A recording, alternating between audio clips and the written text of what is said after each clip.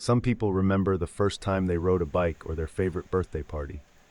But for me, the memory that refuses to leave is the time I got chased in the woods behind my parents' house.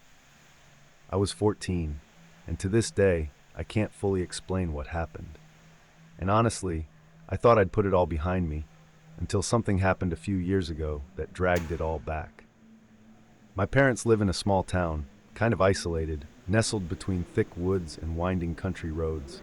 The kind of place where, as a kid, you had to make your own adventures.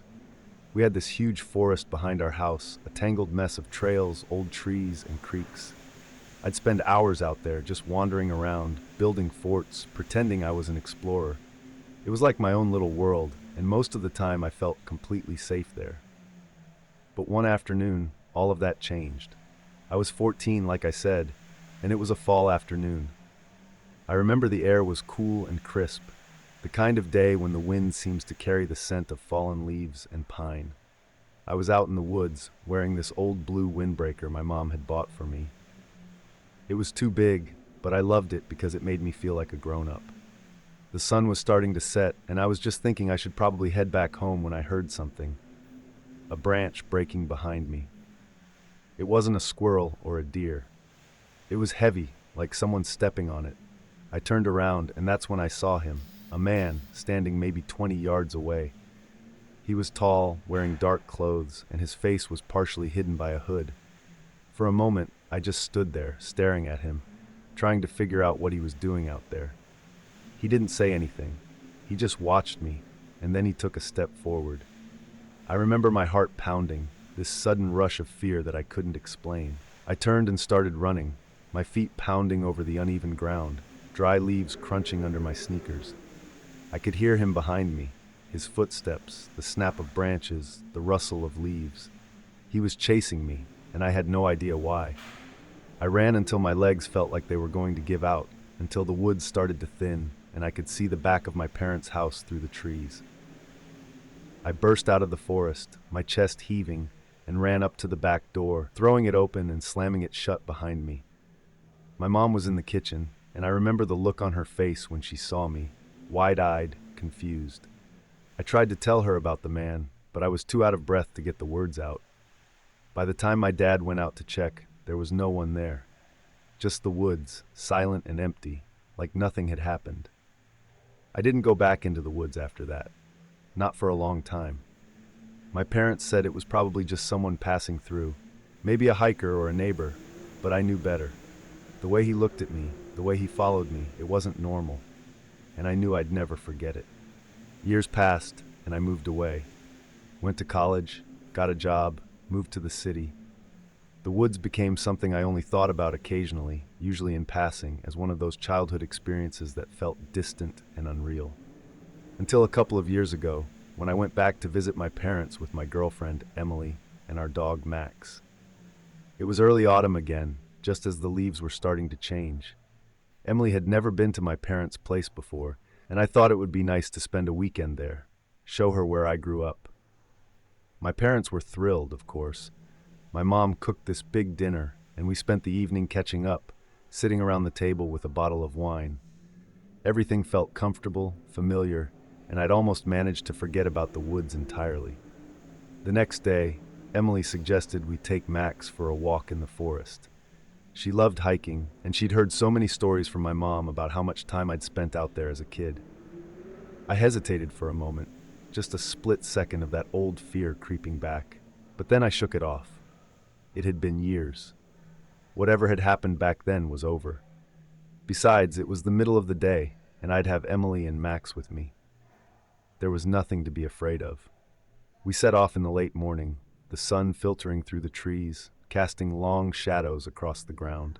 Max was thrilled, bounding ahead, his leash barely containing his excitement. Emily held my hand as we walked, and we talked about everything and nothing. Work, plans for the future, my parents' quirks. It was nice. For the first time in a long time, the woods felt like they used to. Calm, welcoming, like my own secret place. We followed one of the old trails I remembered, winding through the thick trees past a small creek where I used to catch frogs. I was pointing out different spots, places where I'd built forts or had pretend battles, when I saw something up ahead. a figure, small, barely visible through the trees. I stopped, my breath catching in my throat. Emily noticed and glanced at me, her eyebrows knitting together in confusion. "What's wrong?" she asked. "There's someone up ahead," I said, my voice barely a whisper. She squinted, following my gaze, and then nodded. "Looks like a kid," she said, her tone light. "Maybe they're hiking too." But something was wrong. As the figure got closer, I felt this chill settle over me, an unease that I couldn't explain. The kid was wearing a blue jacket, a windbreaker, too big for his frame. My windbreaker, the same one I'd worn when I was 14. My mouth went dry, and I felt my heart start to pound. The kid stepped closer, and I could see him clearly now. His hair, his face. It was like looking into a mirror from the past. He looked just like me at that age. Same jacket, same messy brown hair, even the same scared expression in his eyes. I stopped walking, my feet frozen to the ground. Max had stopped too, his ears perked up, a low growl rumbling in his throat. Emily turned to me, her face a mix of concern and confusion. "Are you okay?" she asked, her voice distant, like it was coming from somewhere far away. The kid just stood there, staring at me, his eyes wide. He looked scared, lost. And then, without a word, he turned and ran, disappearing into the trees. I don't know what came over me, but I took off after him. I let go of Emily's hand, my legs moving before my brain could catch up. I could hear her calling after me, her voice sharp with confusion, but I didn't stop. I ran, my feet pounding over the uneven ground, the branches clawing at my arms as I pushed through the undergrowth. The kid was fast, darting between the trees, his blue jacket a flash of color against the browns and greens of the forest. I called out to him, "Hey, wait!" But he didn't stop, didn't even look back. I chased him deeper into the woods, my breath coming in ragged gasps, the air growing colder with each step. And then, just as suddenly as he'd appeared, he was gone. I skidded to a stop, my chest heaving, my eyes scanning the forest around me. There was no sign of him, no movement, no sound, just the wind rustling through the leaves, the distant call of a bird. I turned in a slow circle, my heart pounding in my ears. He was gone, completely gone, as if he'd never been there at all. I stood there for a moment, trying to catch my breath, trying to make sense of what I'd just seen. It was impossible. It couldn't have been real, but it had felt real. The fear in his eyes, the way he'd moved, it was too real to be a hallucination. "Jason!" Emily's voice broke through the silence, and I turned to see her coming towards me, Max trotting at her side, his leash tangled in the undergrowth. She looked angry, scared. "What the hell was that?" she demanded, her eyes searching my face. I opened my mouth to answer, but no words came out. How could I explain it? How could I tell her that I'd just chased a version of myself through the woods? That the kid I'd seen was wearing my old jacket, had my old face, my old fear? I don't know, I finally said, my voice cracking. I thought it was someone I knew. Emily frowned, her eyes narrowing. "Someone you knew? Jason, that was a kid. Why would you?" She stopped, her gaze shifting past me, her face going pale. I turned, following her eyes, and my stomach dropped. There on the ground, caught on a low branch, was the blue windbreaker. Torn, dirty, but unmistakable. My windbreaker, the one I'd been wearing the day I was chased. I reached out, my fingers brushing against the fabric. It was cold, colder than it should have been, and the touch sent a shiver down my spine. I pulled it off the branch, holding it up to get a better look. It was exactly as I remembered, right down to the faded patch on the sleeve where I'd torn it climbing a fence years ago.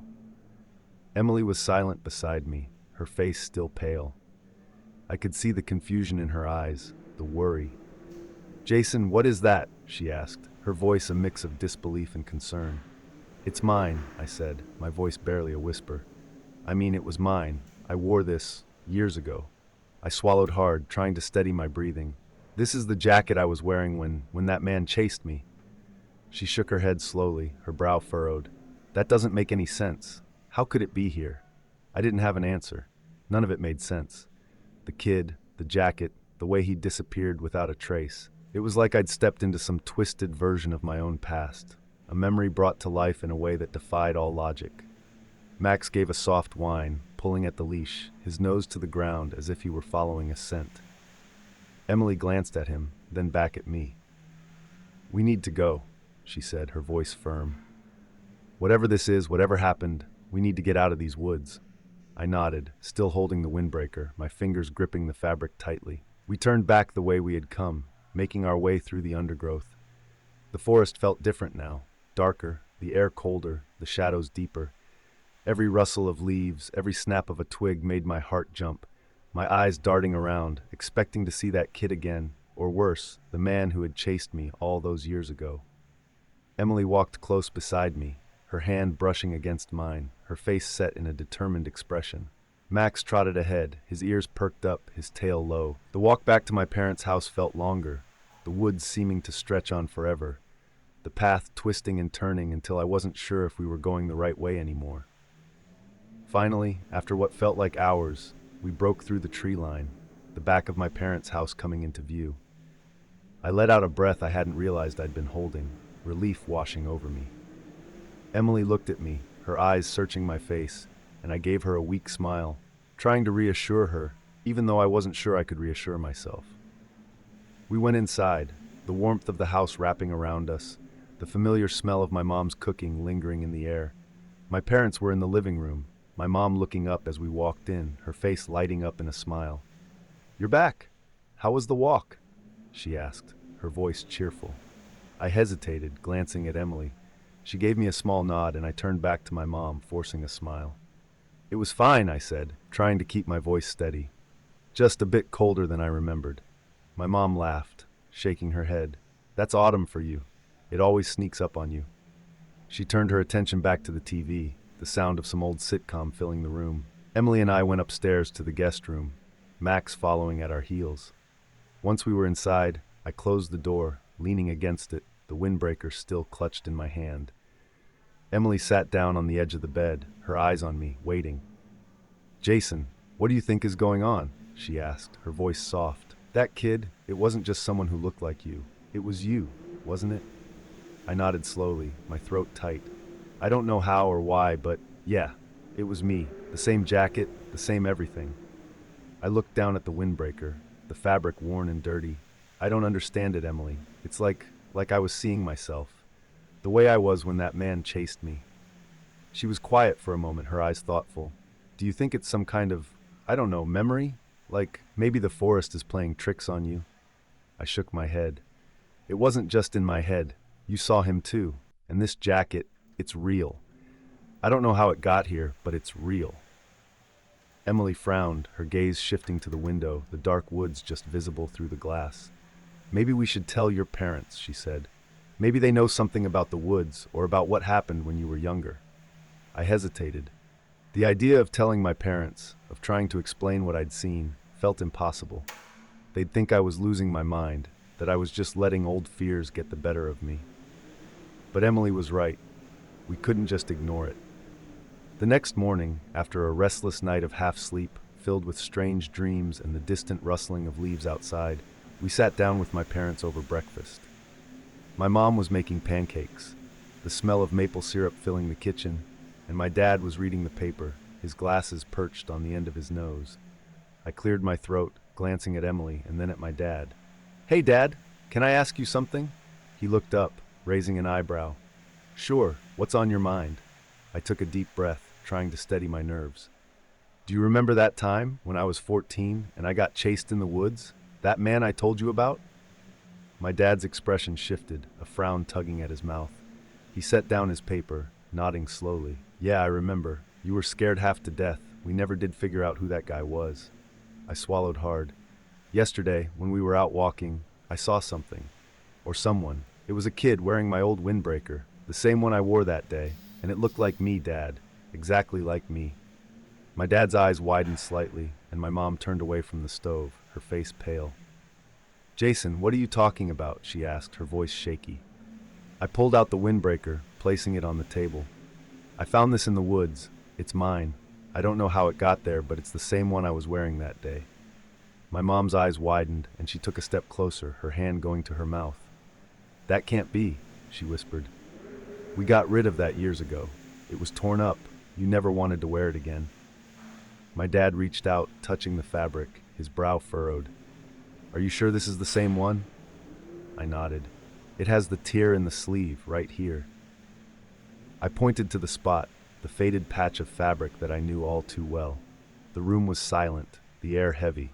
My dad looked at me, his expression unreadable. "There's something about those woods," he said finally, his voice low.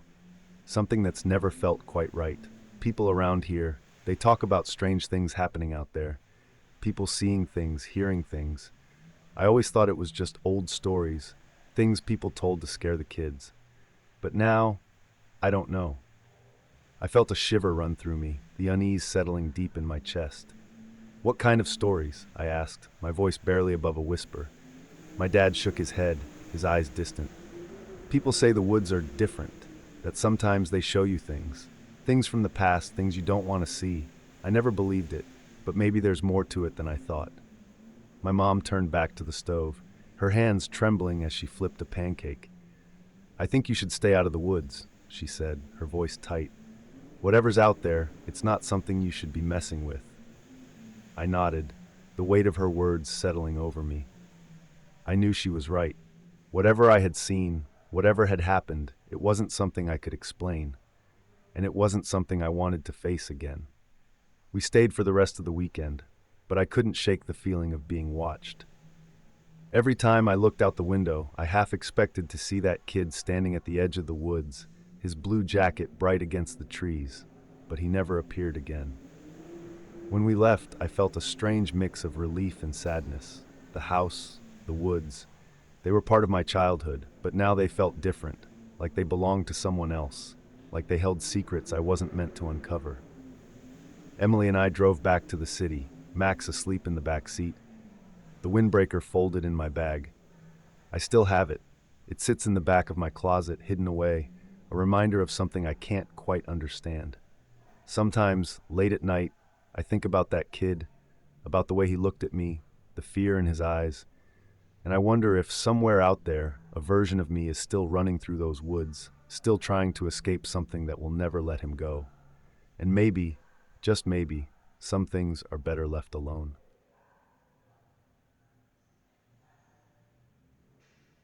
I've worked in healthcare for over 10 years now, mostly doing medical sales, which means I visit a lot of hospitals. You'd think that by now I'd be immune to the whole creepy hospital vibe. But there's one day I'll never forget, and I honestly still get chills when I think about it. It all started like any other workday. I had a meeting at a hospital I'd never visited before, St. Mary's Memorial. I had an appointment to showcase some new medical equipment, one of those high-tech portable monitors that they use for vital signs. My GPS led me to the address, which was on the outskirts of town, in an area that felt a bit isolated. It wasn't too far from the highway, but it had this strangely remote feeling.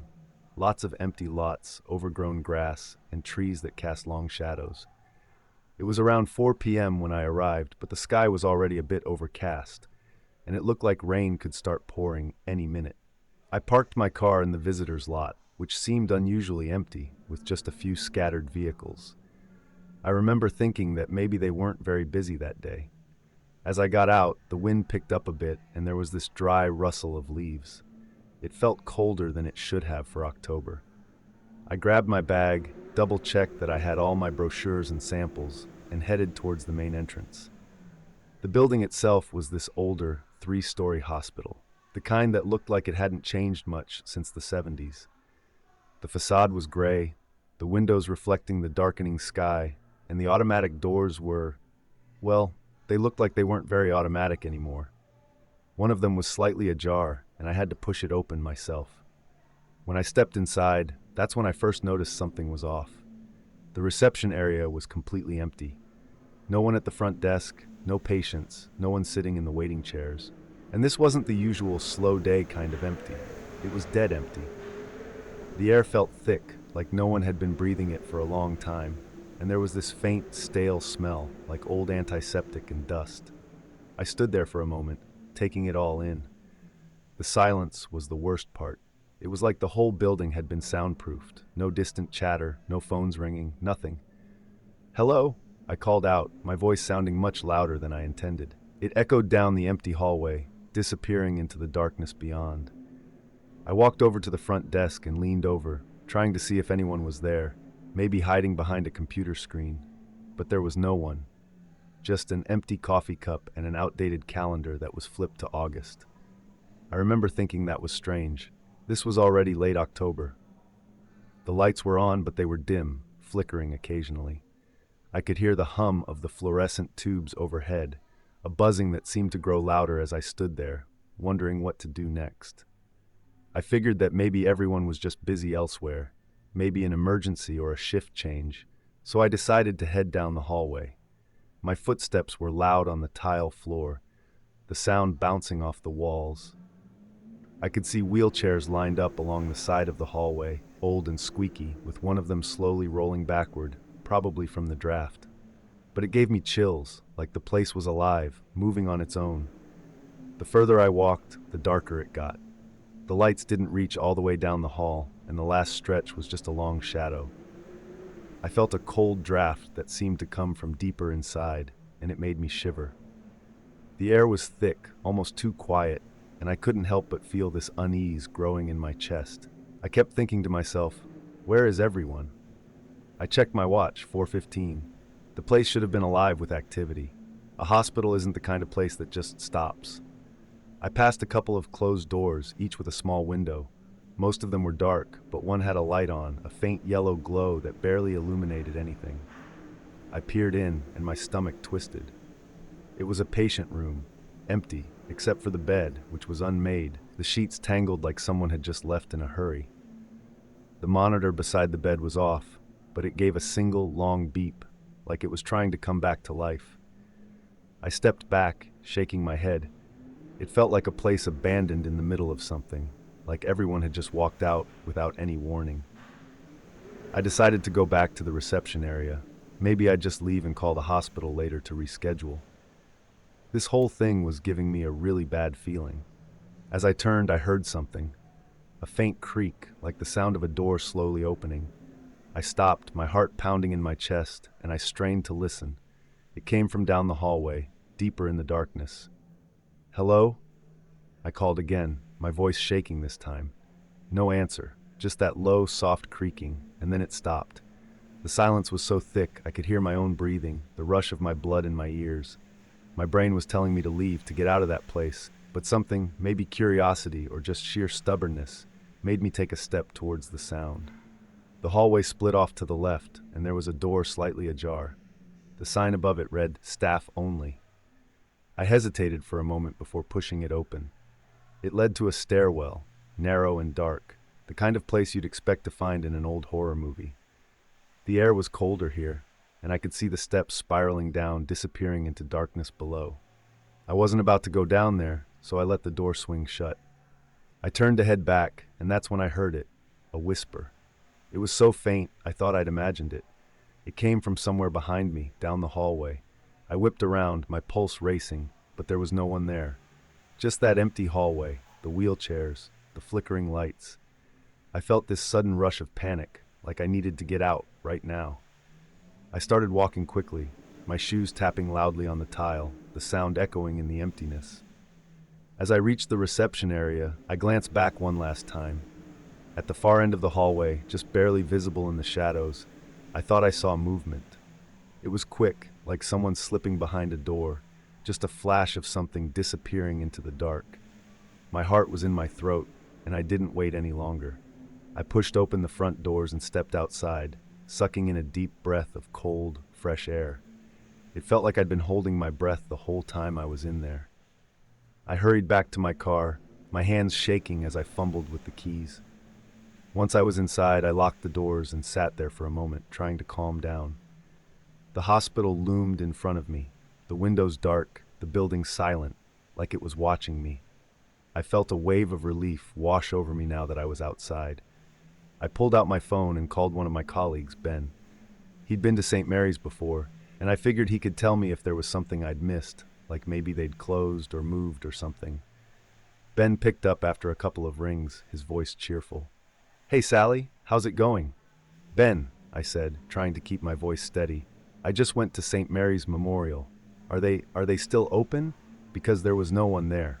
I mean, the place was empty, completely deserted." There was a pause on the other end. "What are you talking about?"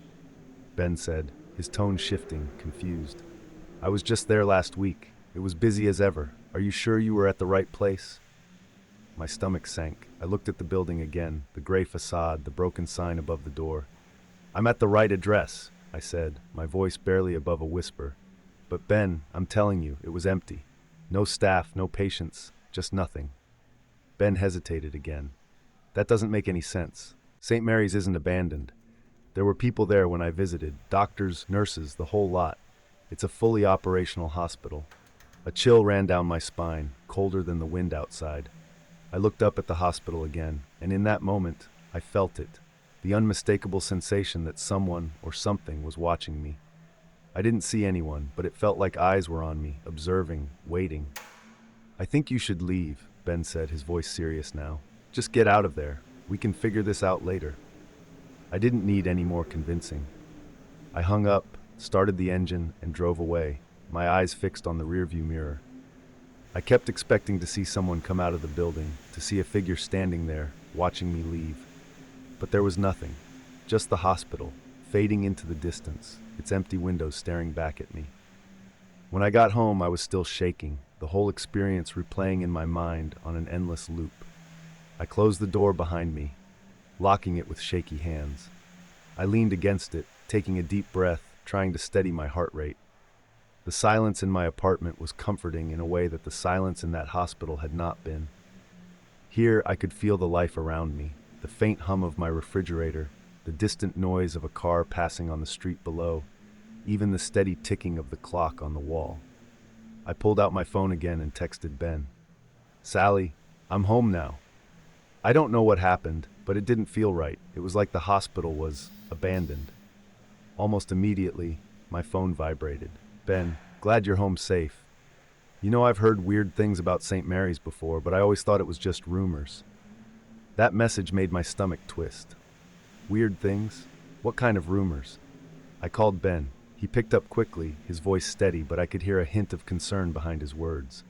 Ben, I started, trying to keep my voice from shaking. What do you mean? Weird things? He sighed, and I could almost picture him on the other end, rubbing his forehead. Look, I don't want to freak you out, but there have been stories about St. Mary's. People say it's strange, like it's haunted or something. I thought it was just the typical nonsense. People exaggerating, you know? But what you said about it being empty, well, I've heard similar things from a couple of other people. What kind of things? I pressed, my heart pounding. Mostly just weird accounts. People going there late in the day and finding the place empty, even though it should be staffed. A few even said they saw people there, but when they looked away and looked back, those people were gone. It's like the hospital is different depending on when you go. I always thought it was just folks getting confused, or maybe mixing it up with another place, but I don't know, Sally. It sounds like you experienced it yourself. His words sent a chill down my spine. I sat down on my couch, the phone pressed tightly against my ear. Why didn't you tell me this before? I asked, my voice barely a whisper. I didn't think it mattered. Like I said, I thought it was just rumors. I've been there during the day, and it was fine. Busy even. But I've never gone there late like you did today. I shivered, remembering the stale air, the emptiness, the smell of antiseptic and dust. I swear, Ben, it felt like something was watching me. And the lights, they were flickering, like they were about to die. Listen, Ben said, his voice gentle now. I think you should just take it easy for a few days. I can reschedule the meeting for you during the day when we know it'll be staffed. I don't want you going back there alone. I nodded, even though he couldn't see me. Yeah, I whispered. I think that's probably for the best. We said our goodbyes, and I hung up, but I couldn't shake the feeling that the hospital wasn't done with me. The image of the empty hallway, the flickering lights, and that glimpse of movement in the shadows haunted me. I tried to distract myself, putting on a show I usually loved, but I couldn't focus. I kept glancing at the window, half expecting to see someone staring back at me from the darkness outside. That night, sleep didn't come easily. Every time I closed my eyes, I saw the hospital again, the reception desk empty, the wheelchairs lining the hallway, one of them slowly rolling backward as if pushed by an unseen hand. And that whisper, I couldn't be sure I'd heard it at all, but it echoed in my mind. that soft, breathy sound coming from the darkness. Eventually, exhaustion took over, and I drifted off, only to wake up sometime in the early hours of the morning, drenched in sweat. My room was dark, the only light coming from the glow of the street lamp outside. I lay there, staring at the ceiling, when I heard it, a noise, faint but unmistakable, a creaking sound, like the door to my apartment moving. My heart jumped into my throat, and I held my breath, straining to listen. The creak came again, followed by a soft rustle, almost like fabric brushing against the floor. I slowly turned my head towards the door to my bedroom, and that's when I saw it, the shadow. It was standing in the hallway, just outside my room, tall and still. My eyes went wide, and I blinked, trying to make sense of what I was seeing. It was so dark, but I could just make out the outline of a figure, and I knew, deep down, that it wasn't supposed to be there. My breath caught, and I reached for my phone, my hands trembling.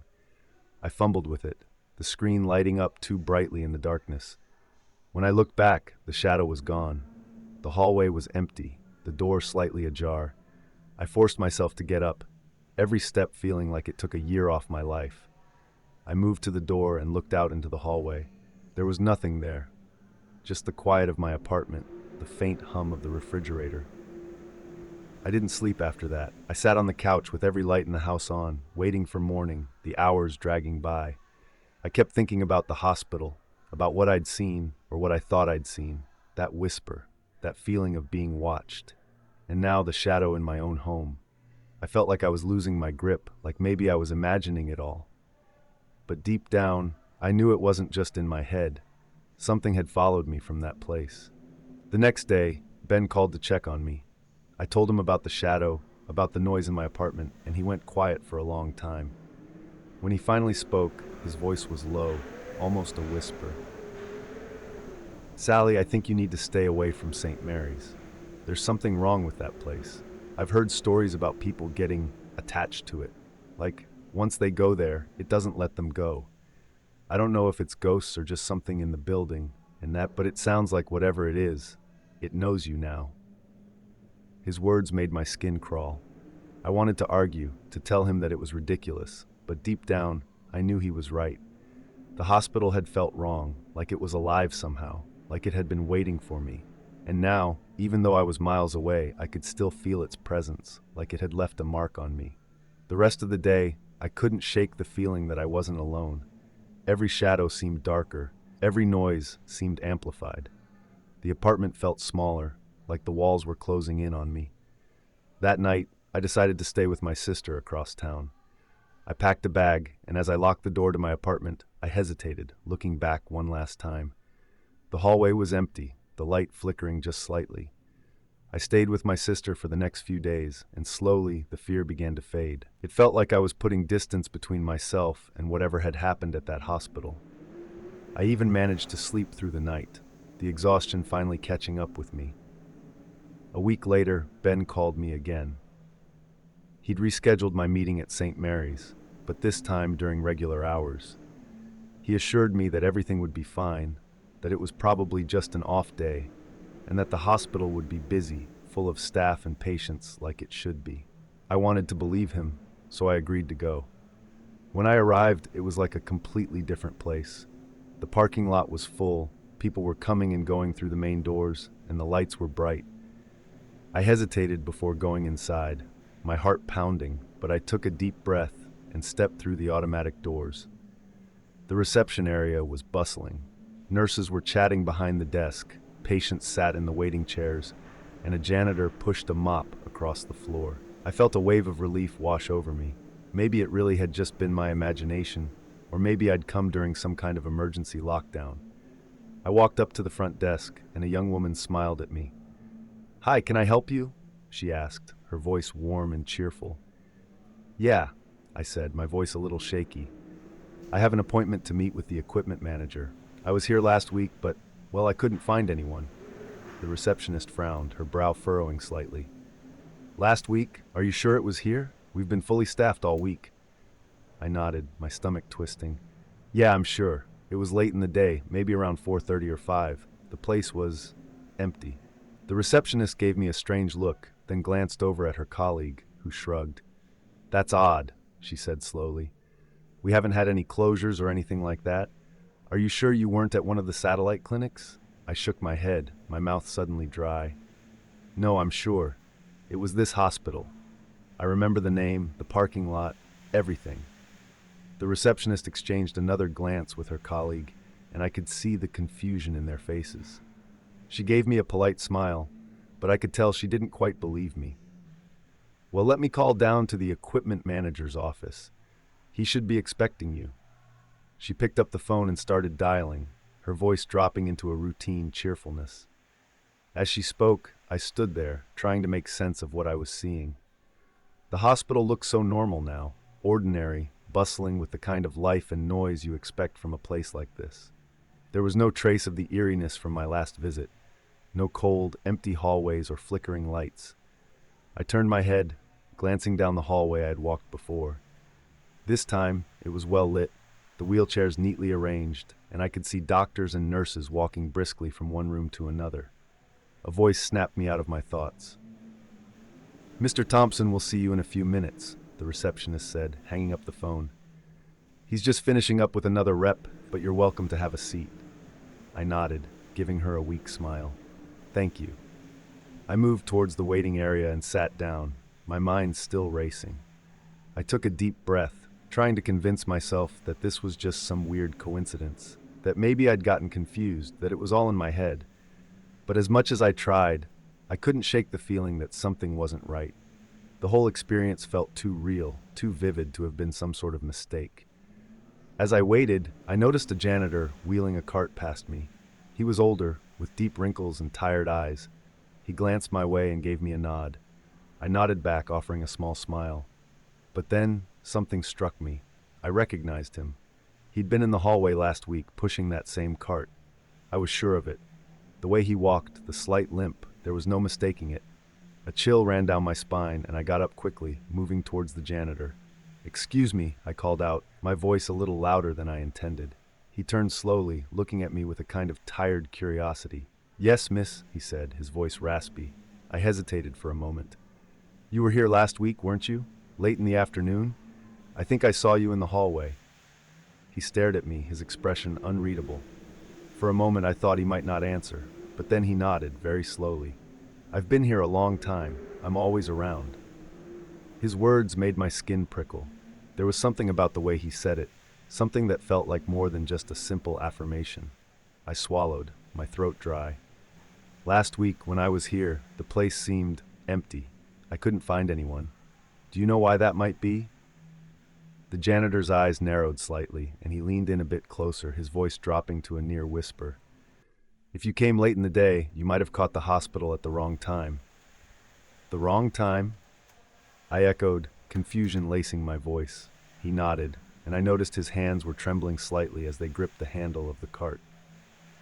"This place," he said, his eyes flicking towards the hallway, "it's got two sides, you might say. During the day, it's just a hospital. People come and go, patients get treated, doctors do their rounds. But sometimes at night, or late in the afternoon, it's different. Some say it's the past seeping through, others say it's something else entirely. Something that was never supposed to be part of this world." My mouth went dry. "What do you mean?" I asked, my voice barely above a whisper. The janitor gave me a long, hard look. "All I'm saying is, if you come at the wrong time, you might see things that shouldn't be seen. The kind of things that don't want to be disturbed. You were lucky to get out when you did." A shiver ran down my spine. His words confirmed what I had feared all along. What I had experienced wasn't just in my head. There was something about this place, something that shifted depending on the time of day. I wanted to ask him more, but before I could, he gave me a nod, turned, and wheeled his cart away, disappearing down the hallway. I stood there, frozen for a moment, until I heard the receptionist call my name.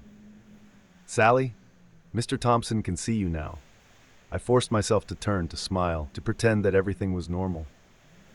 I followed her directions down a different hallway towards the equipment manager's office. I walked in a daze, my mind spinning with what the janitor had said. Two sides, he'd called it. What had I seen last week? Was it the past, like he said, or something else? Mr. Thompson's office was brightly lit, filled with the usual clutter of paperwork and medical devices. He was an older man, friendly, and he greeted me with a warm handshake. I did my best to focus on my pitch, to walk him through the equipment I had brought, but it was hard to concentrate. The whole time, I could feel this strange tension in my chest, like something was pulling me back to that hallway, to the quiet emptiness I'd experienced just a few days before. The meeting went smoothly, and Mr. Thompson seemed genuinely interested in the new equipment. By the time we finished, it was already late in the afternoon, the sky outside starting to darken. I felt a flicker of anxiety, remembering what the janitor had said about late hours, and I quickly gathered my things, eager to leave. As I walked back through the reception area, it was still busy. Patients being wheeled by, staff moving around with clipboards, and the receptionist giving me a quick wave as I passed by. I stepped outside into the chilly evening air, breathing in deeply, as if I'd been holding my breath all that time. I walked to my car, trying to shake off the sense of unease.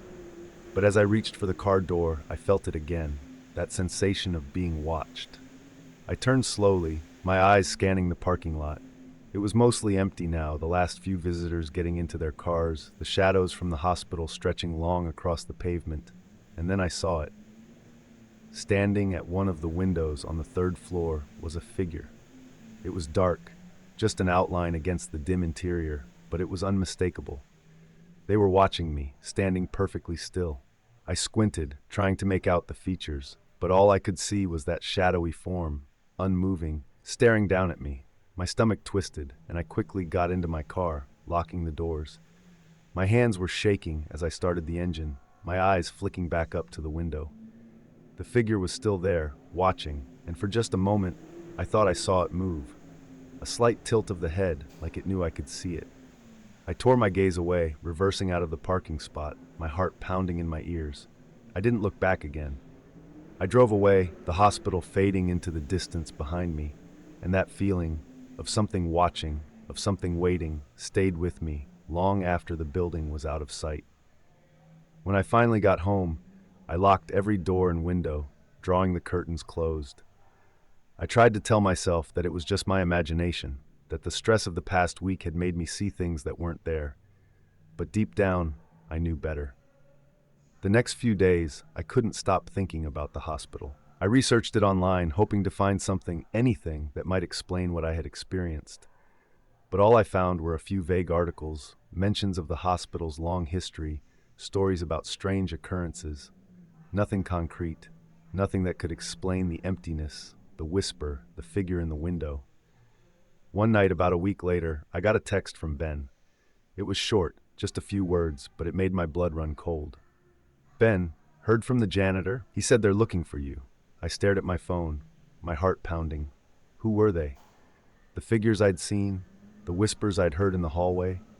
I didn't know, and I didn't want to find out. But I knew one thing for sure. I was never going back to St. Mary's Memorial. Whatever was happening there, whatever I had seen, I wanted no part of it. And sometimes, late at night, when the world is quiet and the shadows grow long, I still feel it. That sense of being watched, of something just out of sight, waiting. It's as if a part of that hospital followed me, clinging to me, refusing to let go.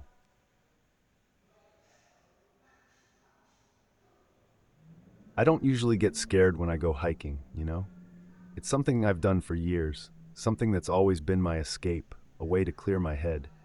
But this one time, well, I've never quite been able to shake it off. It started like any other hike. I remember it was early October, and the air was just starting to get that crisp autumn chill to it. The sun was out, but it hung low in the sky, casting long golden beams through the trees. I decided to take a trail I hadn't done in a while, a narrow, winding path that cuts through some dense forest on the outskirts of town. It was one of those places where you could walk for miles without seeing a soul, which was exactly what I was looking for that day. Just me, the rustle of leaves, and my own thoughts. About an hour in, I was feeling pretty good. The ground was littered with fallen leaves, all shades of orange, red, and brown, crunching softly under my boots. There was a breeze, not strong, but just enough to make the treetops sway and whisper to each other. I was lost in the rhythm of it all, just walking, breathing, feeling my heart pump steadily. and then I saw him. He was standing in the middle of the trail ahead, maybe 50 feet away. At first, I didn't think much of it. Just another hiker, right? But as I got closer, something about him didn't sit right with me. He was wearing a worn-out jacket, something dark and heavy-looking, even though it wasn't that cold. His head was bowed slightly, and I noticed his hair was messy, sticking out in tufts, like he'd been out here for days. I slowed down as I approached, giving a cautious wave. "Hey, everything all right?" I called, trying to sound casual, even though something inside me was already tightening up, a little knot of unease. He looked up, and that's when I saw his face. His eyes were wide, too wide, like he was straining to see something just beyond me. There was a smile on his lips, but it wasn't a friendly one. It was thin, almost forced, and it didn't reach his eyes. He pointed off into the woods to his left, a quick, jerky motion, like his arm was spring-loaded. "My friend," he said, his voice raspy, as if he hadn't used it in a while. "My friend went in there. You haven't seen him, have you?" I glanced in the direction he was pointing. It was just thick woods, a wall of twisted branches and shadow, nothing that looked like a place someone would just wander into. I shook my head. No, I haven't seen anyone else out here." I tried to keep my voice even, but the way he was looking at me, it made my skin crawl. His smile widened, but there was no warmth in it, only teeth. "He went in there," he said again, almost like he hadn't heard me. Then he laughed. It was low, a strange sort of chuckle that seemed to scrape against the quiet of the forest. It wasn't right. There was something off about the way he was laughing, like he was sharing a joke that only he could understand. For a moment, he just stood there, staring at me, that awful smile still plastered on his face. Then, without another word, he turned and walked into the woods, disappearing between the trees. No hesitation, no looking back, just gone, like he was a part of the forest all along.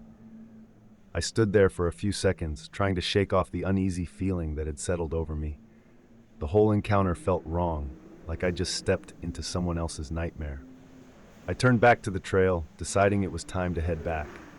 I wasn't in the mood for a long hike anymore, but as I started walking, I couldn't shake the feeling that something was watching me.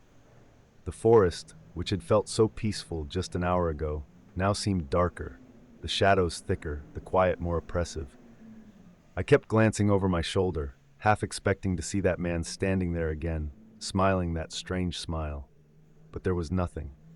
Just trees and more trees, stretching endlessly in every direction. About 10 minutes later, I heard it, the unmistakable sound of footsteps on the trail behind me.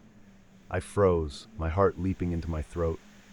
They were faint, almost blending in with the rustling of leaves, but they were there, keeping pace with me. I turned around, my eyes scanning the path. No one. The trail was empty. I took a deep breath, trying to steady myself. "It's just your imagination," I muttered under my breath. Maybe it was an echo, or some animal moving through the brush.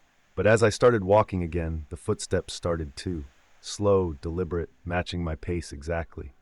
The sound was soft, but it was there, always just far enough behind that I couldn't see who or what was making it. My walk turned into a fast stride, and then, when the footsteps refused to stop, I broke into a run. My heart was pounding now, my breath coming in quick, shallow gasps. I could hear the footsteps behind me, picking up speed, always keeping the same distance. No matter how fast I went, they never got closer, but they never fell behind either. Panic set in, the kind that grabs hold of your chest and won't let go. I veered off the trail, crashing through the underbrush, hoping that maybe I could lose whoever, or whatever, was following me. Branches slapped at my face, tearing at my jacket, but I didn't care. I just needed to get away, to get somewhere safe. The footsteps followed. They were lighter now, almost blending in with the rustle of leaves, but they were still there, always just far enough behind that I couldn't see. I stumbled, nearly falling, my foot catching on a root hidden beneath the leaves. I caught myself against a tree, my hands trembling, and looked around. The forest was closing in on me, the trees seeming to grow taller, their branches twisting overhead, blocking out the sky. I had no idea where I was. The trail was gone, and with it, any sense of direction. I took a deep breath, trying to calm myself, trying to think. I needed to find the trail again, needed to get back to where I knew I could find my way out. I turned, trying to retrace my steps, but everything looked the same. just endless trees, their trunks thick and dark, their branches knotted together like fingers. Then I heard it, a low, soft, just behind me. My blood ran cold. It was that same laugh, the one that man had made, that strange, scraping chuckle. I turned, and for just a second, I saw him. Standing between the trees, half hidden in shadow, his head tilted to the side, that same smile on his face. I didn't wait. I ran, my legs burning, my breath coming in ragged gasps. The forest seemed to blur around me, the shadows shifting, the ground uneven beneath my feet. I could hear the laugh again, closer now, echoing through the trees. It wasn't possible. I'd left him behind. I'd watched him disappear into the woods. But here he was, following me, always just out of sight, always just close enough that I could hear him. And then, as suddenly as it had started, the footsteps stopped. I stumbled to a halt, my chest heaving, my eyes darting around. The forest was silent again, the kind of silence that pressed in on you, that made you feel like you were the only person left in the world.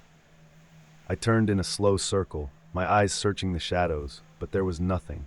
No sign of him, no sound, nothing but the trees and the wind. I forced myself to keep moving, slower now, my eyes scanning the ground for any sign of the trail. I don't know how long I walked, minutes, maybe hours. Time felt strange, stretched out like the forest itself was trying to keep me there. And just when I thought I might never find my way out, I saw it. A break in the trees, the familiar line of the trail cutting through the forest floor. I nearly cried with relief. I stumbled onto the path, turning in the direction I thought would take me back to the trailhead. My legs were aching, my body exhausted, but I kept moving, each step taking me further from whatever had been following me. When I finally made it back to the parking lot, the sun was low on the horizon, the sky a deep, bruised purple. My car was the only one there, sitting alone in the fading light. I got in, locked the doors, and just sat there for a moment, my hands gripping the steering wheel, my heart still pounding in my ears. I never looked back. I didn't want to see if he was standing there, at the edge of the woods, watching me. I had this feeling, deep in my gut, that if I looked back, I'd see that smile again. That thin, cold smile that didn't belong on any person's face. The kind of smile that said I wasn't supposed to be there, that I had broken some unspoken rule, and that he knew it. I turned the key in the ignition, my fingers still trembling, and the engine roared to life. The sound was a relief, drowning out the silence of the forest behind me. I put the car in gear and pulled out of the lot, the tires crunching over gravel. As I drove away, I kept my eyes firmly on the road ahead, refusing to glance in the rearview mirror, refusing to look at the dark line of trees that seemed to stretch endlessly behind me. It wasn't until I got home, until I had locked the door behind me and thrown myself onto my couch, that I let out a shaky breath. I should have felt safe, but that feeling of being watched, it hadn't left me. I kept replaying everything that had happened, trying to make sense of it. That man, his strange behavior, the footsteps, the laugh that followed me through the forest. It was all too vivid, too real. No matter how I tried to rationalize it, tell myself it was just a strange encounter, maybe a prank, I couldn't shake the feeling that something far more sinister had happened that day. For the next few days, I barely slept. Every little noise, every creak in the house made me jump. I kept feeling like I was seeing something in my peripheral vision. Just a flicker of movement, a shadow that shouldn't be there. When I'd turn to look, there'd be nothing. But the unease wouldn't leave me. It was like that man's presence had followed me home, lingering just out of sight. The worst part, though, came a week later. I'd finally started to feel a bit more normal again, like maybe I could forget about what happened and move on. It was late in the evening, and I was sitting on my couch, trying to relax with some mindless TV. I was just starting to doze off when I heard it, a laugh. That same low chuckle, the one that sounded like it scraped against the quiet of the world. It came from just outside my window, so close that I could almost feel the vibration of it. My blood turned to ice, and my whole body went rigid. I didn't move, barely even breathed, my ears straining to hear anything else. But there was only silence after that, heavy and oppressive, like the forest all over again. Slowly, as quietly as I could, I reached for my phone, my hand shaking as I dialed 911. The operator picked up, and I whispered into the receiver, my eyes locked on the dark window across the room. I couldn't bring myself to look outside, couldn't bring myself to pull back the curtain and confirm what I already feared. The police arrived a short while later. They found nothing. No footprints outside the window, no signs that anyone had been there at all. They were polite but dismissive, and I could see it in their eyes. They thought I was imagining things. Maybe I was losing it. But I knew what I'd heard. After they left, I stayed in the middle of my living room, every light in the house turned on. I watched the windows, the door, waiting for something else to happen, but the rest of the night was quiet. Too quiet. The next morning, I decided I couldn't stay there anymore. I packed a bag, threw some essentials in my car, and drove to my sister's place across town. I didn't tell her everything. I didn't want to freak her out. I just said I needed a break, that I wanted to stay with her for a while. She didn't ask too many questions, thank God. For a while, things seemed to get better. I didn't hear the laugh again, and the feeling of being watched began to fade. I even convinced myself that maybe it had all been in my head, that maybe I'd let my fear get the better of me out there in the woods. But then one night, just as I was starting to let my guard down, it happened again. I was alone in the guest room, the house dark and quiet, when I heard it. Footsteps, soft but deliberate, coming from the hallway. My heart pounded in my chest, and I stared at the door, the crack of light underneath it, waiting. The footsteps stopped just outside, and I held my breath, my eyes wide, every muscle in my body tensed. And then the doorknob turned. Slowly, deliberately, like whoever was on the other side knew I was watching, knew I was terrified. It clicked, the latch releasing, and the door swung open just a few inches. I couldn't see anything beyond the crack, just darkness. I wanted to scream, to run, but my body wouldn't move. I could hear my own breath, shallow and panicked, the pounding of my heartbeat echoing in my ears. And then, from the darkness beyond the door, I heard it again. That laugh. It was closer now, almost right in my ear, and it was like something inside me broke. I sprang off the bed, slamming the door shut, locking it with trembling hands. I backed away, my eyes never leaving that door, waiting for it to burst open. But nothing happened. The footsteps were gone, the laugh was gone, and the only sound left was the quiet whimper escaping my own lips.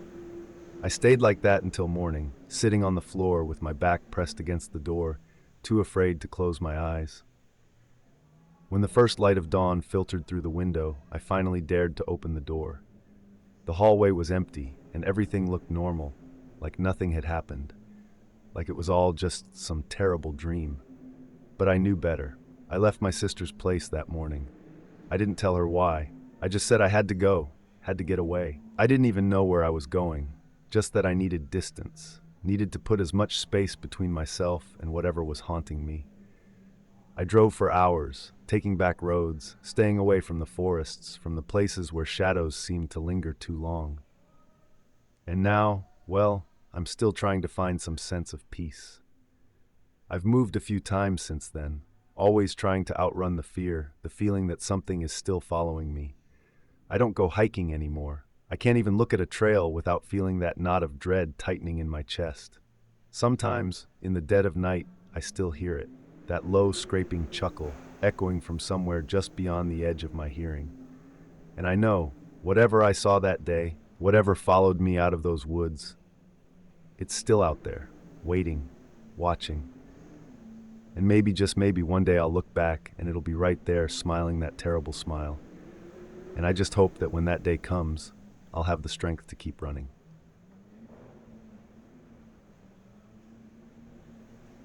You know, I've always considered myself a pretty practical guy. I've been a tow truck driver for over a decade now, and believe me, I've seen some weird things out on the roads late at night. I've pulled cars out of ditches at 3 a.m., rescued people who'd locked themselves out, even been called out for vehicles that weren't there when I arrived. But there's this one night that's always stuck with me. One I don't talk about much because, honestly, it still freaks me out. It was around midnight, maybe a little after. I remember the sky being pitch black without a hint of moonlight, just a few distant stars hanging above the empty highway. I was parked in a gravel lot off the interstate, sipping coffee, and listening to some talk radio to keep myself awake. I'd already had a long shift, one of those that drags on and makes you feel like every muscle is made of lead. But the call came in just as I was about to head home. A car had broken down on a rural back road about 10 miles out from where I was. Normally, calls at that hour don't bother me.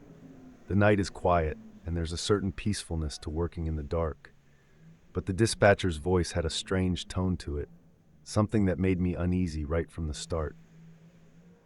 She said the couple had sounded agitated, maybe even scared, though she couldn't really tell why.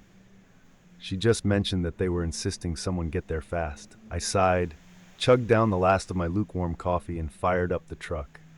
The old engine rumbled to life, headlights cutting through the darkness as I pulled back onto the road. The back roads out there are pretty isolated, with thick woods on either side, and when you're driving through them at night, it feels like the world just stops. There were no streetlights, no houses, not even a distant glow from a nearby town. Just trees, their branches tangled against the sky, and the sound of my truck's tires crunching over the gravel. After about 15 minutes, I saw them, hazard lights flashing up ahead, casting a rhythmic orange glow over the road. The car was a beat-up sedan, angled awkwardly on the shoulder, half in a ditch. I slowed down and pulled up behind them, leaving my headlights on so I could see. It was strange. Usually people get out right away when they see help arrive, but no one moved. The car just sat there, the hazard lights blinking. I grabbed my flashlight and hopped out, the cold night air biting at my skin. I could hear the wind rustling through the trees, a low, steady hiss that made everything feel a bit more desolate. I approached the car, shining my light into the front seat. That's when I saw them, the couple. The guy was in the driver's seat, hunched over the wheel, his knuckles white against the leather. The woman was in the passenger seat, her head turned away, looking out into the woods. I tapped on the window, giving them a friendly wave. "Hey there, you folks called for a tow?" The man looked up, his eyes wide, almost startled. He blinked a few times, then rolled down the window, just a crack, enough for me to hear his voice, which came out shaky, barely more than a whisper. "Yeah, we need help. The car, it just died, and we can't get it started again." I nodded. "All right, let's see what we're dealing with." I walked around to the front of the car, popped the hood, and started checking things out. The engine was stone cold, which was odd since they couldn't have been out here that long. I fiddled with a few things, trying to see if there was an obvious issue. The whole time, I could feel this unease building in my chest. It wasn't the car, it was the way the man had looked at me, like he was scared of something more than just being stuck on the side of the road. After a few minutes, I realized it was going to take more than a quick fix. I headed back to the driver's side to tell them I'd have to tow it. The man nodded stiffly, not saying a word. That's when I noticed the woman. She was staring at me now, her eyes wide and unblinking. There was something about her expression that made my skin crawl. It wasn't fear, not exactly. It was more like anticipation, like she was waiting for something to happen. Her face was pale, her lips slightly parted, and I remember thinking she looked almost sick, like she hadn't slept in days. Ma'am, you okay?" I asked, trying to keep my voice steady. She didn't answer, just kept staring at me, her eyes following my every movement. The man cleared his throat, drawing my attention back to him. Just get us out of here, all right?" he said, his voice trembling. "We shouldn't be here." That's when I felt it, a presence. You know that feeling you get when someone's standing right behind you, close enough that you can feel the heat of their breath? I felt that, clear as day. My stomach dropped, and the hairs on the back of my neck stood on end. Slowly I turned around, and there she was, the woman. She was standing right behind me, so close that I almost stumbled backward. My flashlight flickered, the beam bouncing off the trees before settling on her face. She shouldn't have been there. I had just seen her in the car, sitting motionless. There hadn't been enough time for her to get out without me hearing the door, without me seeing her move. And yet, there she was, her eyes locked on mine, that same unsettling expression etched across her face. "Jesus," I blurted, my heart hammering in my chest. "How did you—" She didn't say anything. She just smiled, a slow, deliberate smile that sent a chill down my spine. It wasn't a friendly smile. It was almost mocking, like she knew something I didn't. I took a step back, the beam of my flashlight shaking slightly as I tried to keep it steady. The man got out of the car then, slamming the door behind him. He looked frantic, his eyes darting between me and the woman. "We need to leave. Now," he said, his voice urgent. He grabbed the woman's arm, trying to pull her back towards the car, but she didn't move. She just kept staring at me, her smile widening. Something in me snapped. I turned on my heel and walked back to my truck, my heart pounding in my ears. I didn't care about the tow anymore. I didn't care about being polite or making sure they were okay. Every instinct in my body was telling me to get out of there, to put as much distance between myself and that woman as possible. I climbed into the cab, slamming the door shut, and glanced in the rearview mirror. The man was still there, standing by the car, his face a mask of desperation. But the woman, she was gone. I scanned the darkness, my eyes darting from shadow to shadow, but there was no sign of her. It was like she had vanished into thin air. My hands were shaking as I started the truck, the engine roaring to life. I pulled away, my headlights cutting through the darkness, and I didn't look back. I couldn't. I just kept driving, the road winding through the forest, the trees pressing in on either side. I could feel my breath coming in short, panicked bursts, my mind racing with questions that I didn't want to answer. After a few minutes, I started to calm down, the adrenaline fading enough for me to think straight. I reached for my radio, planning to call it in, let the dispatcher know I was leaving, that they'd need to send someone else. But before I could pick up the receiver, I heard it. A laugh, soft, almost a whisper, coming from the back seat. My blood ran cold. Slowly I turned my head, my eyes moving to the rearview mirror. And there she was, the woman. Sitting in the back seat, her eyes locked on mine, that same smile curling her lips. She didn't say anything, didn't move, just sat there, her gaze unwavering. I slammed on the brakes, the truck skidding to a stop, the tires screeching against the pavement. I turned around, my heart pounding, but the back seat was empty. There was no one there, just the dark, empty cab of my truck, the seatbelt swaying slightly from the sudden stop. I sat there for a moment, my hands gripping the steering wheel so tightly that my knuckles turned white. I could feel my pulse in my throat, my breath coming in ragged gasps. I didn't know what was happening, if I was losing my mind, if it was some kind of trick. But I knew one thing. I had to get out of there. I put the truck in gear and drove, faster this time, the road blurring beneath me. I didn't stop until I reached the nearest town, the lights of the gas station coming into view like a beacon. I pulled in, parked, and just sat there, my hands still shaking. I never did find out what happened to that couple.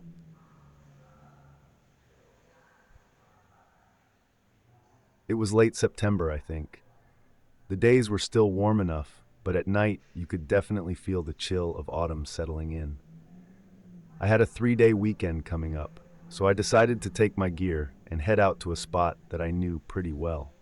Nothing too far from home, just a few hours away, deep enough in the woods that I'd be alone, but close enough that I could drive back without much trouble if the weather turned. The drive there was easy, one of those relaxing trips where you roll down the window, let the breeze come in, and just enjoy the view of the trees turning gold and red. By the time I got to the trailhead, the sun was dipping low on the horizon, painting the sky in streaks of orange and pink. I knew I'd have just enough time to hike out to my usual spot and set up camp before it got dark. It took about an hour to get there. The trail wasn't marked, really, more of a deer path, winding through clusters of tall pines and groves of aspen. The forest was quiet, except for the occasional crunch of a twig under my boots and the distant call of some birds settling in for the night. The air was crisp, and with each breath, I could feel the coolness filling my lungs.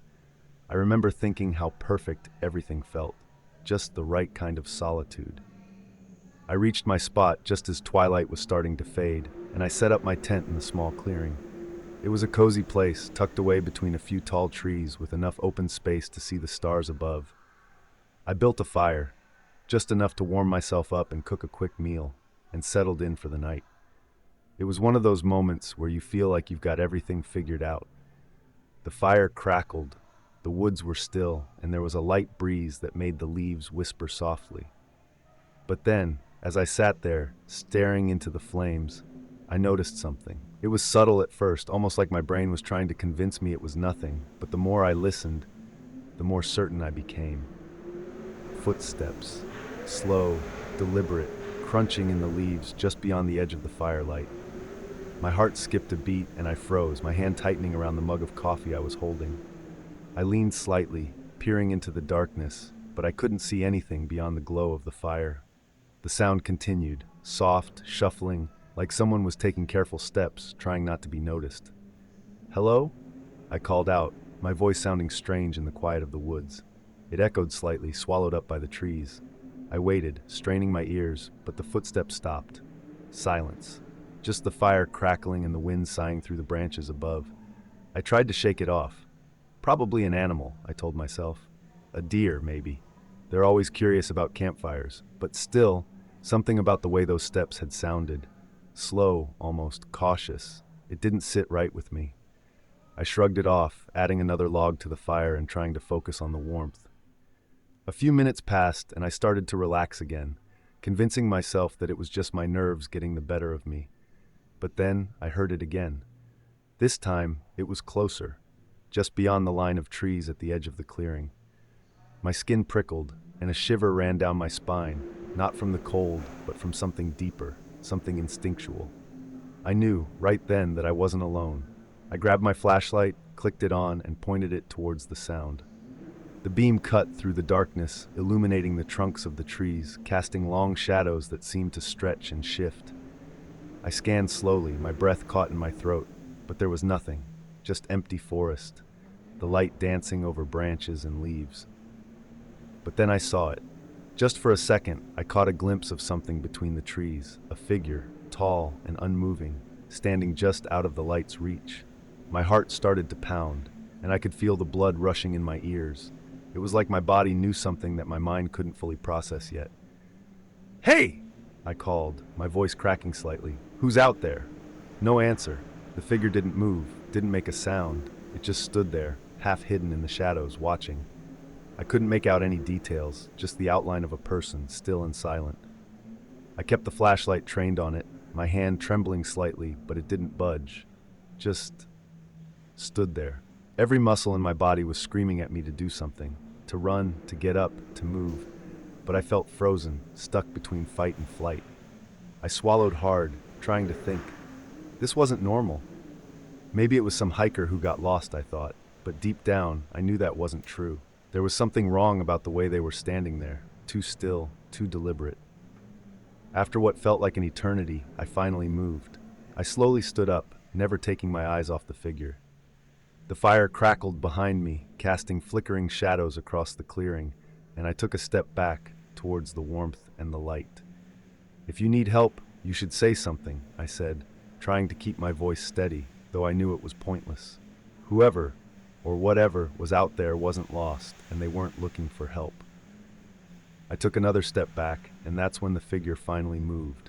Not towards me, not away, but just a slight tilt of the head, like they were curious, like they were studying me. It was such a small, subtle movement, but it sent a jolt of fear through me so strong that I could barely breathe. I turned then, my body going into autopilot, and grabbed my bag. I didn't care about packing up properly, didn't care about anything other than getting out of there. I stuffed what I could into my backpack, my hands shaking so badly that I dropped my flashlight twice. The whole time, I could feel the figure's gaze on me, watching from the edge of the clearing. I didn't look up again. I couldn't. I just threw my gear together, doused the fire with what little water I had left, and started down the trail, my flashlight flickering as I moved. The darkness seemed to press in on me from all sides, the trees closing in, their branches twisting overhead like skeletal fingers. As I walked, I kept listening, straining my ears for any sound of movement behind me. And I heard it.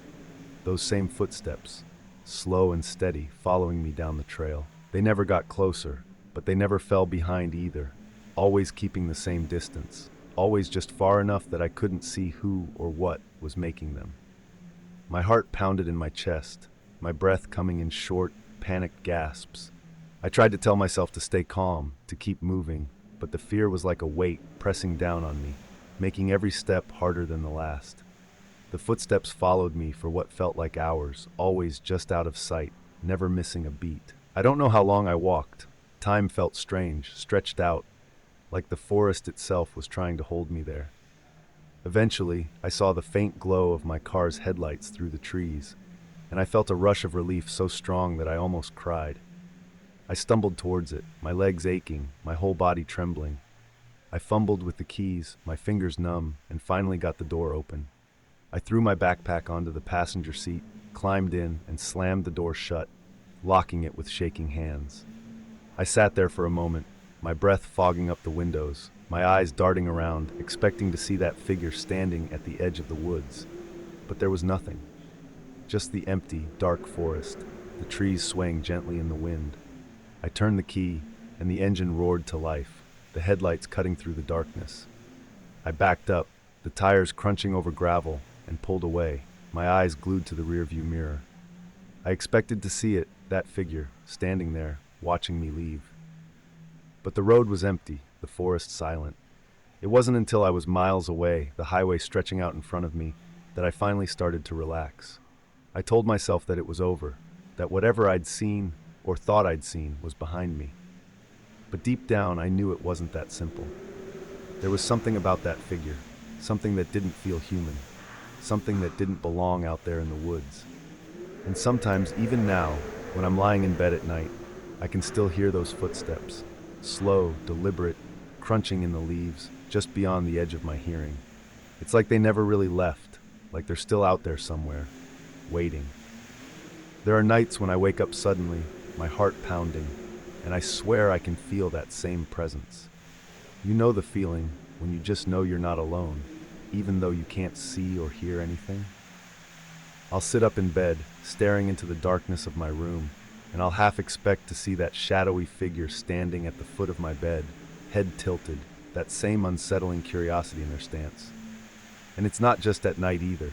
There are moments when I'm walking to my car after a late shift, the parking lot empty and silent, and I'll catch a glimpse of something out of the corner of my eye, a shadow that's too still, too human-shaped. Or when I'm hiking again, though I never go alone anymore, and I feel that prickle on the back of my neck, like someone's following, just out of sight. I've tried to rationalize it, to tell myself that it was just a trick of the light, a tired mind playing tricks on me. Maybe it was just an unusually tall tree or some other hiker messing with me. But nothing fits, not really. There was something so deliberate, so patient about the way that figure moved, or didn't move, I guess, that makes it impossible to forget. I never told anyone the full story, at least not until now. It's hard to explain the kind of fear that sinks into your bones, that follows you even when you think you've left it behind. Most people would just think I was imagining things, that it was just my mind playing tricks in the dark woods. But I know what I saw, and I know what I felt. Sometimes I wonder if that figure was trying to lure me deeper into the woods, if I'd stayed there longer, if I hadn't decided to leave. There was something in that stillness, in the way it stood just beyond the reach of the firelight, that made me feel like it was waiting for something. For me to make a mistake, for me to let fear paralyze me completely, so it could close in. The way it tilted its head, as if studying me, felt almost like it was curious, testing to see how I'd react. I still go camping, but not alone. I don't think I'll ever camp alone again, honestly. And I never go back to that spot, no matter how beautiful it was during the day. I've moved on to other places, other trails, and I stick to the ones that are well-traveled, where I can hear people nearby, where the forest doesn't feel quite as vast and indifferent. And you know what the strangest part is? Sometimes I get this weird feeling, this urge to go back, almost like something is calling me to return. It's faint, just a whisper at the back of my mind when I see a forest that looks too much like that one, or when the night is quiet enough to make me remember. It's a pull, something irrational and instinctual that I have to shake off every time it happens.